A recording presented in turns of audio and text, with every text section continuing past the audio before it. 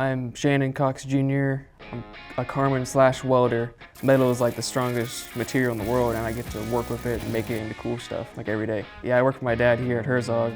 I grew up with him going to work every day and like coming home telling me about like cool stuff he's welded. And he was like, "Do you want to work where I work?" And I'm like, "Yeah, definitely, that'd be awesome." We got like a 25-ton crane that can lift up an entire train up and like lift anything you want, you know? It's like pretty cool. And you just at the touch of a button, you lift thousands of pounds. Pretty cool getting to work with Josh. He's been going to church with us, and we went on a fishing trip and stuff. It's like cool to have a friend like outside of work and then work with him every day. It's pretty cool.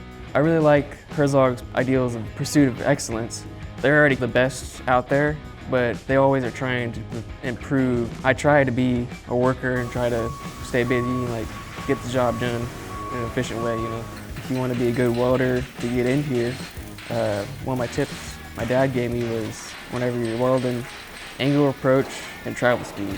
If you can get that right, then your weld will be perfect and you'll be able to get a job here.